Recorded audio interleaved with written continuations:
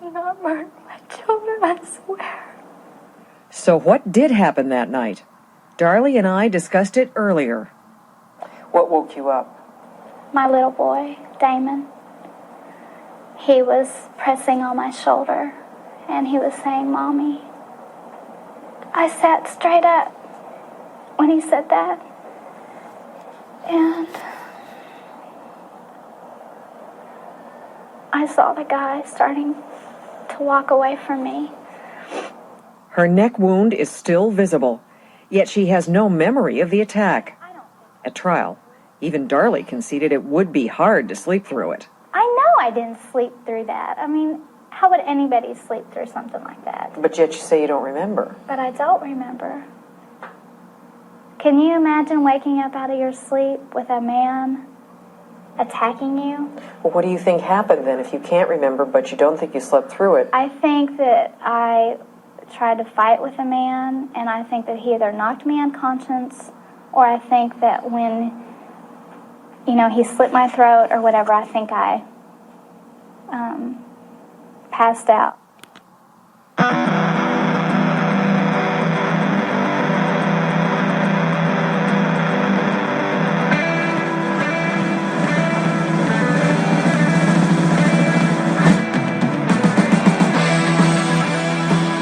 Hi, this is Roberta Glass, and you're listening to my True Crime Report. Today we're talking about Darlie Routier. Stay tuned.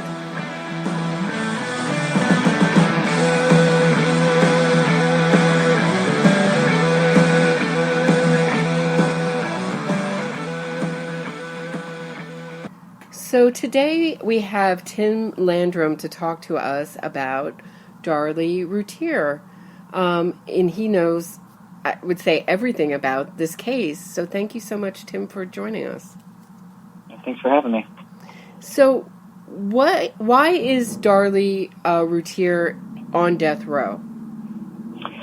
Darlie Routier is on death row. She was charged with the murder of her 5-year-old son, Damon. Actually, she was accused of killing both her 5-year-old and 7-year-old son.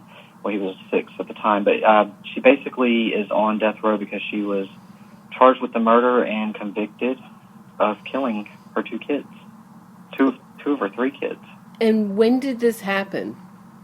This happened in Rowlett, Texas, in 1996 in Rowlett, Texas, which is a suburb of Dallas. It's kind of a ritzy neighborhood outside of Dallas, Texas. So who was Darlie Routier at the time of the crime? What was the sort of living situation? And so Darlie was a young mother. She was 26 at the time of the murders. She and her husband Darren owned a computer company that was pretty lucrative. They bought a brand new house not a brand new house. They bought a new house to them. It was expensive for the time. It was around, I want to say, $150,000. They bought this house. They were the picture-perfect American family living the American dream from the outside. She had 3 sons. One was 8-month-old Drake. And she had 5-year-old Damon and 6-year-old Devin.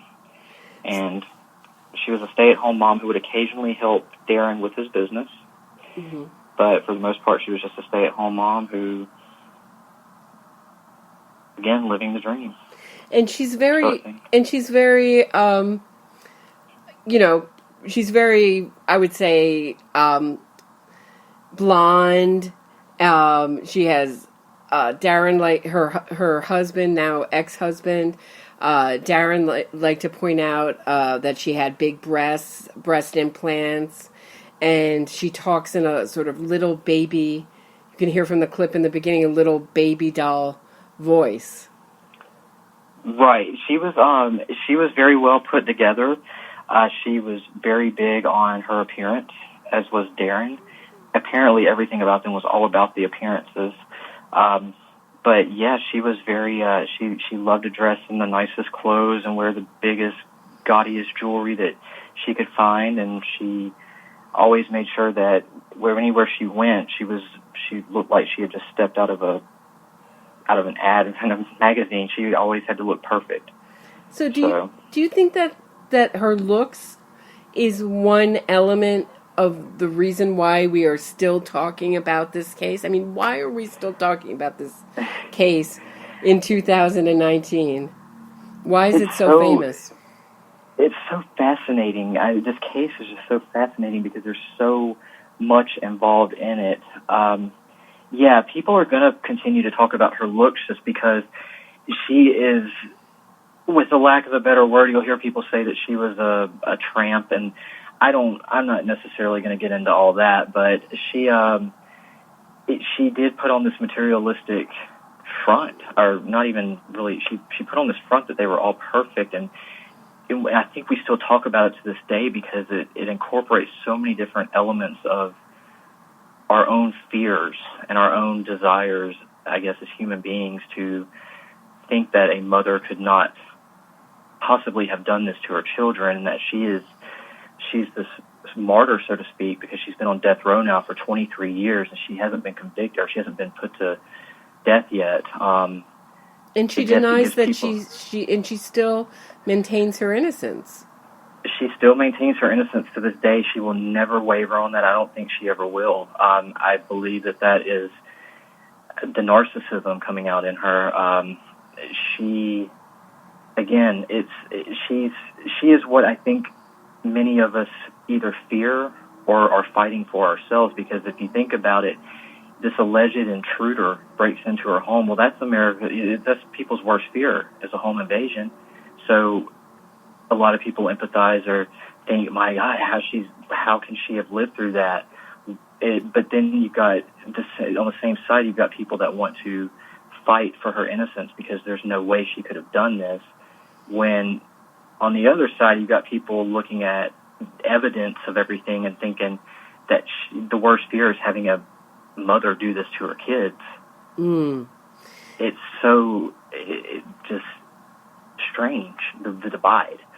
So right, so the home is a place that we go to for safety, and the idea that someone would come in and invade that space and take the lives of, as a mother, to take the lives of your babies or your children is a mother's, really, you're right, mother's worst nightmare. So so my next question, that feeds in nicely to my next question, which is, you hear supporters talk all the time about how Darlie is innocent because no mother could have done this to her children, that Darlie had no history of mental illness, she was too well to commit this crime. Is that true? From what I understand, she was suffering from some major postpartum, at least depression, if not psychosis. I don't think she was too, definitely, I mean, of course she wasn't too well to do that, because, I mean, she did it, and there's got to be something going on up there for her to be able to think it's okay to murder these two children and then continue to believe her own lies. Were there signs? Were there red flags before this? Well, it depends on who you ask. It just like it depends on who you ask if she was a good mother or not. It's all dependent upon who you ask. There have been, if you ask the neighbors, there's been interviews with them that she would scream at the children and cuss at the children or let them play in the yard by themselves. Again, that's all hearsay, but you ask her mother or her now ex-husband, and you would hear that she was this doting mother who did anything for the kids, who would stay up all night to bake cookies with them, that all the kids loved to come hang out over there because she was just so fun and would let them play Nintendo and do all kinds of stuff. Again, it's kind of like, I mean, there's one thing that was a sign that was kind of glaring was she wrote in her diary, she wrote an apology letter to the three kids a month before this all went down. And they just said that she just had, Darren said that she just was suffering from a bad day that day, and she had no intention of doing any harm to herself. And all he had to do was come home, and he pulled her right out of her depressive state.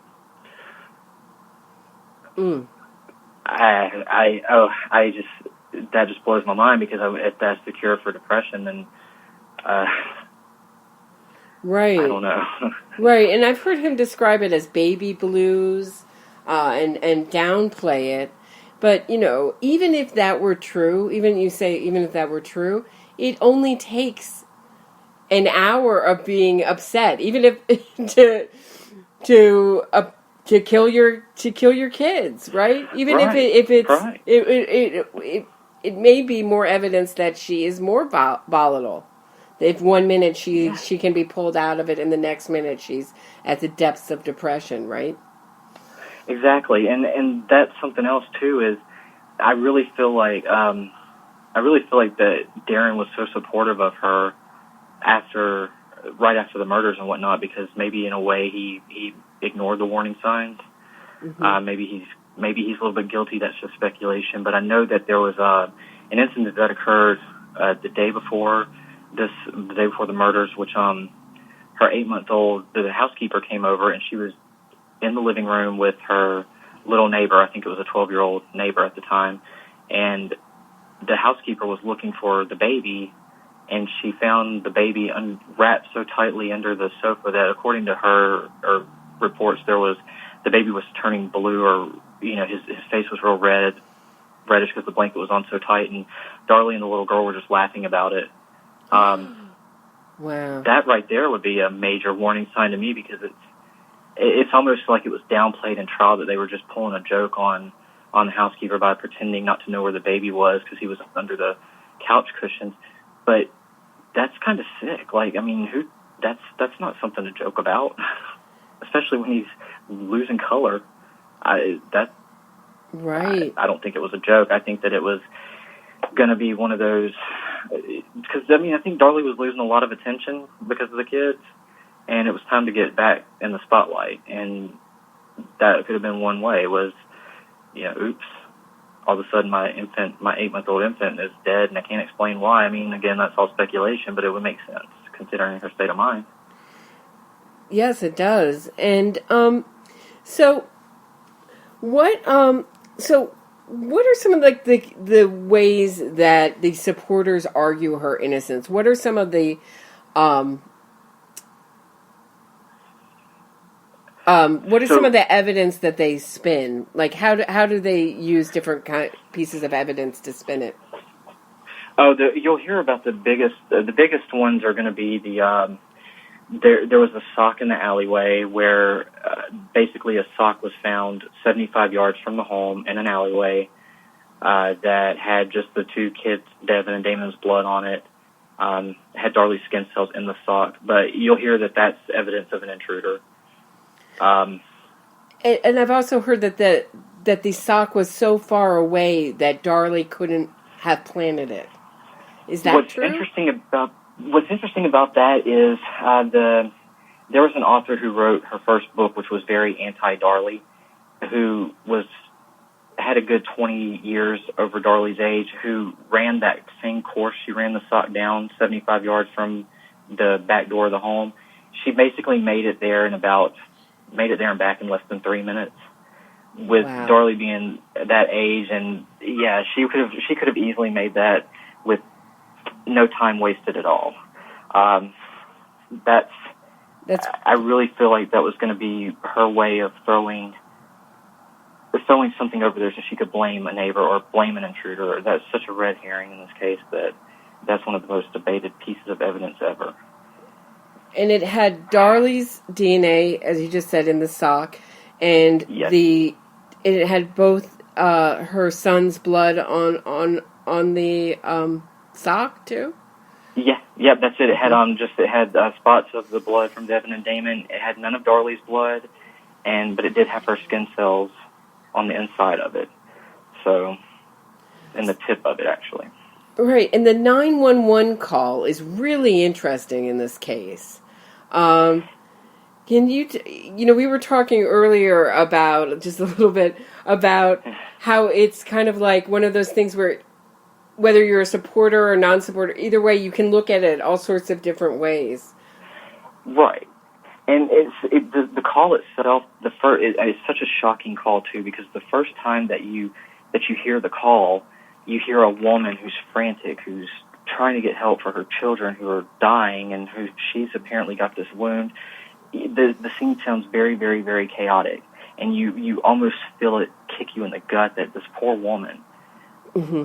But then when you listen to it and you listen to the words and you listen to the sentence structure and you really drill it down, it almost sounds like a child trying to explain how something bad just happened, but it wasn't you that did it. It was somebody else. It was almost like an imaginary friend did it, because just the way the words that are used in the sentence structures, it's really, I mean, when you actually listen to the words and you listen to everything in it, as jarring as the call is itself, it really is one of those things that's like, wow.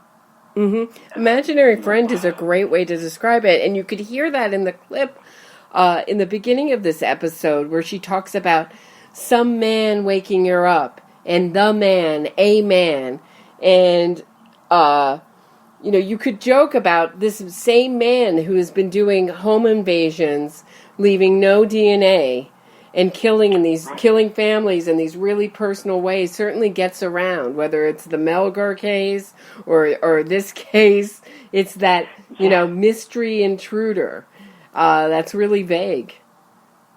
Right. Yeah. And that's another thing too, is that you can almost hear it in the call as well. She flips the pronouns so much from they to he to they to he.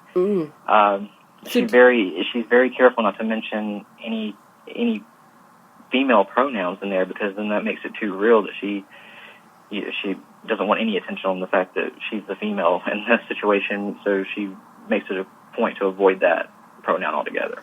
Right. Which brings me up to this fingerprint. This unidentified fingerprint in the home that gets a lot of attention. What is the deal with the unidentified fingerprint? So this unidentified fingerprint, there was a fingerprint found on a blade fingerprint found on a glass table by where Darlie was sleeping, and it's been tested, but it can either be, it doesn't confirm or deny the source being Darlie. So the supporters are running with that the state of Texas has had this forever. They've never ran it. They have ran it, but now that our science has come so far that they can, they're going to run it through the criminal database just to see if it matches, if there's anything left in it. Yeah, they're going to be doing that this year, but it's almost like they make it out like it's this thing that has never been even looked at, which is false. I mean, it has been looked at. So is it a partial fingerprint? Is that what it is? It is a partial. Yes, it is a partial fingerprint that they, like I said, they can't rule it as being Darlie's, but they can't rule Darlie out either. But you don't hear that part. But you only hear that, it wasn't Darlie. But it's definitely a woman's. Do they know that? They did some kind of DNA test on it, and it's most likely from a female, but again, it can't be determined, I believe, is the result. But still, they and sadly enough, they had to exhume the bodies of the boys to make sure that it wasn't their fingerprint. What? Which is, yeah. So it's really sick. They exhumed the body and they took the fingerprints of their corpses? They, if I'm remembering correctly, which I think I am, they removed hands from the boys and transported them back for fingerprints, and they were ruled out as being the source of it. That is really gruesome. But yeah. But more than the 911 tape is the silly string video. What is this silly string video? And was this the piece of evidence that convicted her? Oh, the silly string video, I love to call it another one of her silly string of lies, actually, because no, this did not convict her. The video is 8 days after the murders. It was Devin's 7th birthday, and according to Darlie, Devin just wanted to be 7. That's all he wanted in life, was to be 7 years old. Either way, they invite a news crew there to film them, and they do the story on Darlie and Darren, and those two are just talking about how great of a parents they are, and how they always look out for the boys to make them do what's best in life. Again, all for appearances, and you've got Darlie chewing bubble gum and acting like she's not at a funeral for her 2 children that were just brutally murdered 8 days before. and smacking gum, and she starts spraying silly string all over the grave. So they're having a birthday party on the graves of their children for Devin. Yes, yes. Yeah, because at this point they had already sent out the invitations. They had already gotten the invitations around the neighborhood and to friends and family. They had already bought the gifts and the balloons and everything, so they didn't want it to go to waste, and they wanted to celebrate Devin's birthday, because that's all he wanted to be in life, was 7 years old. So they said, so this brutal murder, they weren't going to let this brutal murder of their children get in the way. They'd already sent out the invitations to this birthday party, right? And we'll have it at the gravesite instead. Is that the way it went down? Yeah. Could you imagine getting that knock on your door? Well, hey, we invited your kids over to our kid's birthday party. It's going to be at the cemetery. How about it? Wow. So supporters say that before this party there was a solemn, weepy, mourning ceremony, and that the jurors only saw the silly string video that made Darlie look like an uncaring sociopath. Is that true? Yeah, and this video has not surfaced anywhere in the past 23 years because it doesn't. It's safe to assume it doesn't exist. You mean the solemn video? The solemn... the one where she's crying and throwing her arms down and just mad at the world and beating the ground and asking God why. It's nowhere to be found, anywhere. But it exists, apparently. And you have people out there that actually will tell you that they have seen it, but they can never source it. And I really feel like they believe they've seen this magic video that doesn't exist. They can't source it anywhere. And you would think that if that was going to make her look less callous, don't you think that would be the first thing one of the first things I would let out there? I mean, I don't understand the reasoning behind it or what kind of spin that they can even come up with why they don't show it. But apparently the only people that have seen it are the people that are in the support group that said that they have, and then Darren, Darlie's mother, and then the defense attorney apparently has seen it as well, or he thinks he has. I don't know. But we've asked for it, and nobody will ever provide it. So this is one of those cases that has the supporters are really, I don't want to say really intense. Some could say fanatical. And the non-supporters feel very passionately that Darlie should be put to death for what she did to her children. I mean, why such an extreme division, do you think? Is it because it's a death penalty case, or? I don't even think it's that so much, because you've got there are a lot of non-supporters who are against the death penalty, but they are in support of Darlie's punishment because that's what she was given, by the law. It's such a bizarre case too, because it's one of the only ones I've seen where there's very rarely a fence sitter, and if there is a fence sitter, they don't sit on the fence for very long. Mm-hmm. It goes from one extreme to the other depending on which group you're in. You've got people that will defend every action she's ever made and it's basically lies. It's the way that things are spun around, or half truths that are given to make people believe that these things are really going on, and that this poor woman has this horrific life, because it all happened on that fateful day in June 1996 when her kids were murdered, and then the justice system failed her. She is a martyr. Like I said earlier, she's a martyr in her own mind. And you've got people that will defend it. And leading her supporters is her mother, Darlie Key, also named Darlie. You often see, I think she is one of the best spokespeople I've ever seen for a murderer. She's very convincing. She does. I mean, she's great. Darlie Key is convincing. She's got the whole angle of, if Darlie did it, then she deserves what she gets coming to her, but there's no way I would defend the murder of my grandchildren. I mean, she has everything you need to also get the sympathy card as well, because her poor daughter's, and quote-unquote poor daughter, is, she's facing this injustice, and Darlie Key's having to do all of these things to rectify it and to basically dispel all of these rumors that are going around about her daughter, when in fact they're not rumors, they're the actual truth. And she's the type, too, that can weasel out of stating. She can sit there and tell anybody to their face that she did not say something, even though she's on tape saying it in a talk show years ago. Mm-hmm. She will have people believing that the tape was either, I mean, she hasn't said this, but I'm just throwing it out there. Some of the extremes they go to was, she could probably tell them that the tape was edited or altered or whatever. She never said that, and they would believe it. But it's plain as day. Just the lies are just there. And I'll say this about her. Maybe she can't be the mother of a murderer, of course, because who wants that? Mm-hmm. So maybe these things in her head are her truth, but she doesn't need to make it everybody else's truth unless it's factual. And so you started out as a supporter. I did. How did that happen? I believe the lies. I believe that this woman couldn't have done this. Basically, everything that I'm bringing up about the supporters, I was guilty of doing myself. But the thing that changed my mind was actually taking the time to read the trial transcripts and to not let my emotion play into it, more so let my logical side play into it.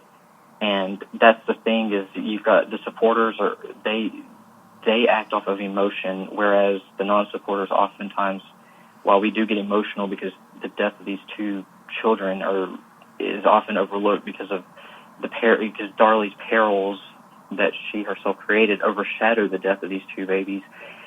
That's where we get emotional and passionate, but we also keep it logical about, okay, this had to have happened this way because there's just no way it could have been this way. And so, I don't know, there was a supporter one time that told me, which kind of really turned me off, was, we should be fighting for Darlie now because the kids are dead. We can't bring them back, so why should Darlie have to suffer? And that really has still bothered me to this day, that whole phrasing it just didn't seem right to me. That's interesting because that's a verbalization of something that I wonder a lot about in these cases, where, the victim is dead, and therefore isn't really real to a lot of people. But the murderer is alive and can give interviews and can convince people, and you know what I mean. And so it's sort of the verbalization of that, like, well, it's already done, but there is, so how can the dead win over, convince people, And it's, I don't know how to, I don't know if I'm really making my point succinctly. No, I get it. Yeah, it's just, I think about it, and often, I mean, I've had people argue that my point, when I make the point that we should know the names of the victims, that they should be recognized, that's not, that they're so uninteresting, that the murderers, because they've done something really out of the ordinary, they're interesting, and that the victims are usually just ordinary people like us. I mean, people have actually made that argument to me. I mean, it's really, I think disturbing. No? It is. It is very disturbing, and that's what fuels a lot of the non-supporters. That's what fuels my frustration so often, is that these, Devin and Damon are very rarely ever mentioned by any supporter. They very rarely bring them up in anything. It's always about Darlie, and it's about Darlie, what the system did to Darlie. Well, first of all, if this were a system issue where the system failed Darlie, then it certainly failed those two children, and those two should be remembered first. But it's not like that, because the system didn't fail. So what are we doing looking at the one quote-unquote victim? I'm sorry, she's a victim of her own circumstances and her own doings, and to me, that's not even a victim. She did this to herself. Mm. And I don't know. I can't feel sorry for somebody that has done that and has continued to lie about it and pretend that it didn't happen the way that it did. And also, it's very interesting when you watch the the interviews, and even do you remember when she sings, "You're Still the One"? Have you heard that? Yes. It's so, wow. well, first of all, it's such a weird choice of song. This love song to your sons, really it's a lover song, no? And secondly, it's so unmoving when she sings. You feel nothing in those interviews, or I feel nothing when she talks, when she pretends to cry, or I think she pretends to cry. Right. I don't feel anything. Well, first of all, her song choices have never been. She apparently just doesn't think song choices through, because you know what song that they played at the baby's funeral, right? Oh, I've heard this before. Tell me though. They played "Gangsta's Paradise." That's right. Now, on the surface, okay, the kids may have loved that song because, according to them, they danced to it. I think even one time they said that those kids knew every word to it, which if that's the case, they might want to listen to the lyrics themselves. But that just is such a poor choice in a song. I don't care how much the kids loved it. It just seems so almost kind of like, hey, let's just throw this. It was almost like Darlie was thinking to herself, let's just throw this out there so I can, maybe it was some kind of internal game to her or joke to her or something. But so her choice in music has never really been spot on as it is. But and not to mention, she's obviously a terrible singer. But yeah, they it's callous. I mean, the silly string. Really these I think these are all attempts at what they thought would be either successfully funny or warm, and fail. The silly string, the choice of music, the singing on a documentary to her sons. They all end up having the opposite effect, where they come off as callous and unfeeling. Right, and that's and it's almost like the supporters will jump on there and say, well, you know what, you weren't there when her babies got stabbed, so you don't know how you would react. And it's almost like, well, I know, maybe I don't know how I would react, because who really knows how they would react after they just stabbed their kids? I often like to say that back to them, because they don't really catch that part until later. Well, they're saying if an intruder killed your kids, and you're saying, well, what would you do if you stabbed your kids? I don't know. Right. Yeah, and they don't catch that till later on. They usually just agree with me, and then later on they'll be like, wait a minute, but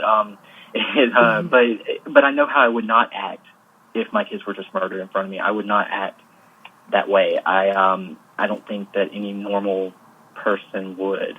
I mean, and I'm a quirky guy. I have my own quirks, and I'm a weirdo myself. So that says a lot, because if I know how not to act in a situation, then, I mean, really anybody should. Well, you see this time and time again, that the people who don't seem to know how to act are always getting accused of being murderers, whether it's Amanda Knox or Darlie Routier or Adnan Syed. They all are acting in ways that are out of what would be expected. I look at it as a spectrum of normal human behavior, and they're always way off. Whether it's doing cartwheels at the police station if you're Amanda Knox, or silly string if you're Darlie Routier. It's just way out of character, and that it's always the same defense is that people act in all sorts of ways. True, right. But there is a spectrum of what's considered acceptable, what you would and what you would expect in that situation behavior to be. But this is something else. And this is something that's just I can't even imagine how I would act, but I know it would not be that way, if that makes any sense. That's the way that I've seen it all. It's just so strange, isn't it? Yeah, very strange. And these same kind of supporters were also, say that behavior doesn't mean anything, but should there be some alternate suspect they will talk about this alternate suspect's weird behavior and criminally profile him or her, right? So it's it's only unimportant when it's convenient to be unimportant. Exactly, and that's what kills me is any of these cases where you have a supposedly wrongfully convicted person.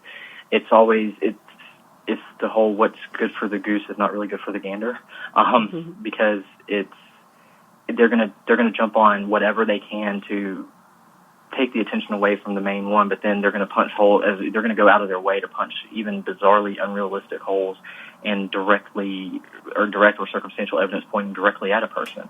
It's like that just doesn't exist, and that's what gets me every time. Or they'll say one thing is causes a reasonable doubt. It's like, no, a reasonable doubt, I think the A in front of a reasonable doubt is the wrong qualification for, or quantification for it rather, because the reasonable doubt has to be enough doubt against the weight of the evidence. It's not one little thing that can just be like, oh, well, I have a doubt about that. Right. They think it's that you have to also have no doubt, too. Right. Right. That's a good point. It's just like you have to, hey, I got a doubt about that, so whatever. So what is the state of the Free Darlie movement right now?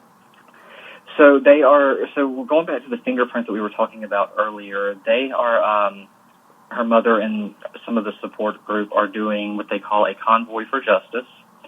It's going to be this summer. And what they're doing is this is going to be like a car tour of the supporters, and they're going to be driving through Rowlett, past the courthouse, past the house where this, gruesome murder happened, and then they're going to end at the grave site, the boys.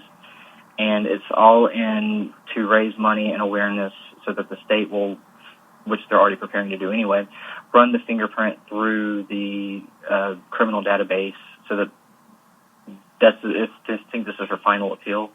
So once that happens and it comes back as, inconclusive, which is likely going to happen, that's the end of her appeal. So they're just doing a convoy for justice is what they're calling it. And they picked such a perfect date for it, too. You want to know what date that's going to be? No. That's going to be in June on what would be the anniversary of Devin, her oldest son's birthday. Wow. And also, right after, the son that wanted to be 7, that they celebrated the birthday party for, they're going to end on the grave site at this convoy for justice, but will they bring silly string? That is the question. Apparently that is going to be the question. And does she have a execution date? No, she has not exhausted all of her appeals just yet. Like I said, I think this fingerprint is the last thing hanging out there. I think it's going to be coming shortly after that. And what do you think is the one most damning piece of evidence against her?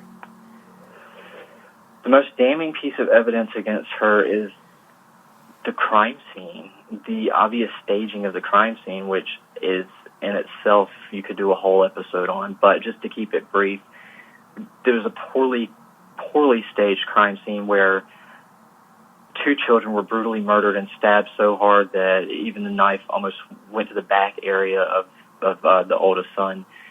Dried blood on top of, or dried blood under items in the house that were knocked over to resemble a struggle. The kitchen sink that lit up with luminol, even though it was clean. The vacuum cleaner that supposedly Darlie used to rest herself on and used kind of as a crutch after she had the 3.5-inch superficial wound across her neck, as compared to the brutal blows that her son's experienced. The vacuum cleaner was knocked over on top of dried blood, thus proving that somebody that was bleeding or with bloody footprints had walked around in that same room. Oh, and not to mention the murder weapon that came from inside the house was also found from the same butcher's block, that a knife was found that had the screen. A knife from the inside the house was used to cut the screen, which was supposed to be the entrance and exit point for the intruder. Right, that is what's the most, I think, that and the drops of blood of her son on the back of her shirt, as if if she had been stabbing, had her arm over her head in a stabbing motion. The blood on the back of her son on the back of her shirt is really damning. And the 911 call when she's only concerned about the fingerprints on the knife, not concerned about her kids at all. She asked for help for herself first, right? Oh yeah, she did. She asked for help for herself. She always put herself first in the list of people. Somebody came in, they stabbed. She said me and my 2 children. She always put herself first because she was the most important thing in there. When the tension started to come off of her, even in the call, you hear it. The attention is taken away from her at one point to where Darren's trying to give CPR to the kids, and she says, I feel really weird. I think I'm dying." She says all that to get her the attention back onto herself. Her wounds are ridiculous next to her. Oh yeah. Her children's fatal wounds. Oh yeah. So we are running out of time, but Tim, this has been a real pleasure talking to you about. It's a fascinating case, and it really is. There's so much involved in it. So thank you so much, and thank you for being so knowledgeable and talking to us about this. Thank you. Thanks for having me on. We'll talk soon.